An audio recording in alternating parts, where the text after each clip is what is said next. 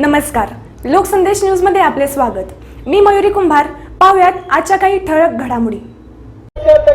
तुम्हाला मी आधार देण्यासाठी सांगितलं तर खरी वस्तुस्थिती आहे। तिथं जी सगळे आता बसलेले आहेत नोकरी नाही, ही डीएडला बीएडला गुणवत्तेवर गेलेले।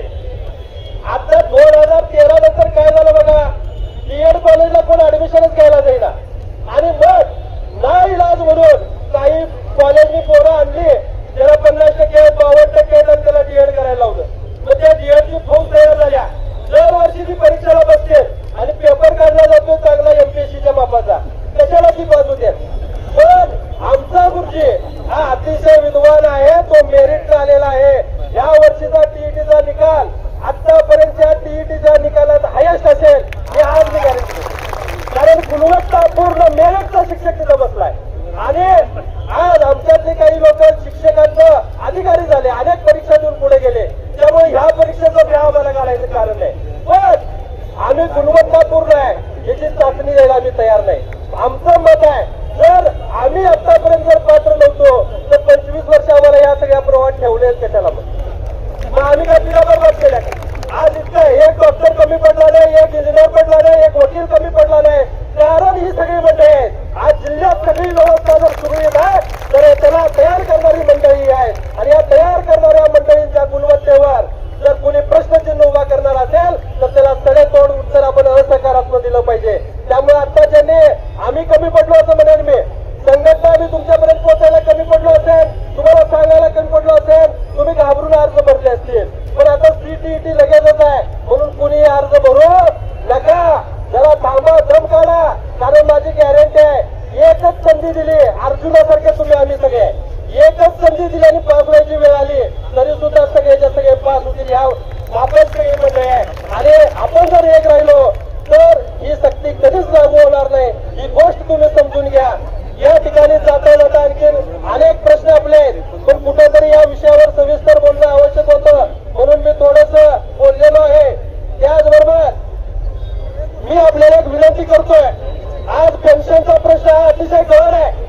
आपण पहिली घोषणा दिली एकच मिशन, सातत्यानं आपण आंदोलन करतोय, पण आजही पूर्ण प्रश्न सुटला नाही। पण काही जर तुम्ही म्हणाल अरे आम्हाला तुम्ही आंदोलन करताय, दरवेळी घोषणा देताय, दरवेळी नागपूरला देताय, गेली 10 वर्ष झालं सातत्याने एकही डिसेंबर चुकला नाही की आम्ही नागपूरला गेलो नाही आणि एकही मार्च चुकला नाही की आम्ही असं मुंबईला गेलो नाही। मग आपल्याला काय मिळालं का नाही? 100% मिळालंय। मी तर सांगेन आमच्यातले काही शिक्षक बांधव मृत झाले, त्यांच्या भगिनींना अनुकंपांतर्गत नोकरी मिळाली जी नव्हती आपल्याला 2005 नंतरच्या लोकांना।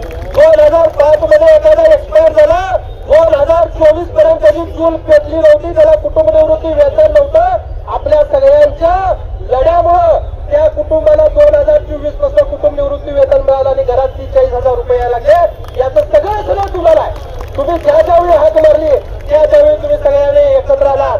मला माहित आहे अनेक वक्त्यांना बोलायचं आहे, मी इथं बोलतोय, निश्चितपणे सगळ्यांची अडचण होते, आपल्या एका मिनिटात मी माझे संपवते, कारण हे समन्वय समितीचं आंदोलन आहे याची मला भान आहे। पण शिक्षक बांधव सुद्धा ताज्यापासून बाजापर्यंत सगळे आलेले आहेत, त्यांना सुद्धा कुठली तर कणखर भूमिका या ठिकाणी होणं गरजेचं आहे। याचबरोबर मी तुम्हाला सांगेन समायोजनाचा प्रश्न येणार आहे।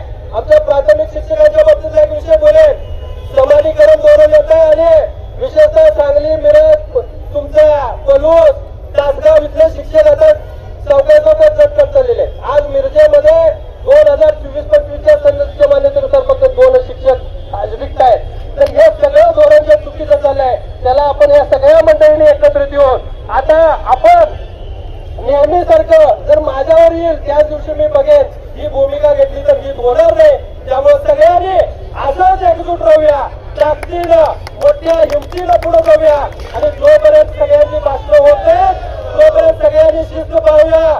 माझ्या सगळ्या जिल्ह्यामध्ये एक झालं पाहिजे की शिक्षकांनी जो मोर्चा काढला तो शिस्तीत काढला, ताकदीनं काढला आणि ही शिस्त हीच आपली ओळख असेल। आपल्या शाळा टिकवूया, वाढवूया, अशैक्षणिक कामाकडे दुर्लक्ष करूया आणि शैक्षणिक कामावर फोकस करूया आणि उद्याची पिढी घडवूया अशी विनंती करतो। आणि मला या ठिकाणी संयोजकांनी बोलण्याची संधी दिली त्याबद्दल आभार मानतो। धन्यवाद। जय हिंद, जय महाराष्ट्र। नमस्कार, मी अमोल शिंदे, महाराष्ट्र राज्य जुनी पेन्शन संघटनेचा जिल्हाध्यक्ष। आज सांगलीमध्ये शिक्षक व शिक्षकेतर संघटना समन्वय समितीच्या वतीनं मूक मोर्चा काढण्यात आला। हा मूक मोर्चा तसेच अनेक ठिकाणी मोर्चे राज्यभर मोर्चे निघालेले आहेत आणि या मोर्चामधली महत्त्वाची जर मागणी कुठली असेल तर ती संच मान्यतेचा जो आदेश शासनानं आता कायम करायचं ठरवलेला आहे, त्यामुळं गोरगरिबाचं शिक्षणापासून विद्यार्थी वंचित राहणार आहेत। शिक्षकांच्या संख्या त्या ठिकाणी कमी होत आहेत, त्यामुळं हा जो मोर्चा आहे तो शिक्षकांच्यासाठी नाही तर शिक्षणासाठी आहे। आणि त्याचबरोबरीनं जी शासनानं TETची सक्ती केलेली आहे ती TETची सक्ती रद्द करावी ही सुद्धा मागणी या मोर्चाच्या निमित्तानं आम्ही सगळ्यांनी केलेली आहे। त्याचबरोबर जुन्या पेन्शनसाठी सातत्यानं कर्मचारी मागणी करतायत ती जुनी पेन्शन योजना लागू करावी ही सुद्धा मागणी या ठिकाणी आहे। येणाऱ्या 12 तारखेला यानंतर आम्ही नागपूरमध्ये या ठिकाणी महामोर्चा आयोजित केलेला आहे या संदर्भात। तसंच या ठिकाणी जर बघितलं तर खूप मोठ्या प्रमाणात सांगली जिल्ह्यातील सर्व शाळा बंद ठेवून या ठिकाणी शिक्षक रस्त्यावर उतरले होते। शासनाला या निमित्ताने आम्ही विनंती करतोय की जे हे धोरणं बहुजनांच्या आणि सर्वसामान्य गोरगरिबांच्या शिक्षणावर उठत आहे ते धोरणांच्या मध्ये या ठिकाणी बदल करावा आणि आम्हाला न्याय द्यावा ही या मोर्चाच्या निमित्ताने आम्ही विनंती करतो। आज या ठिकाणी क्रांतिसिंह नाना पाटील चौक ते जिल्हाधिकारी कार्यालय इथपर्यंत हा मोर्चा काढण्यात आला।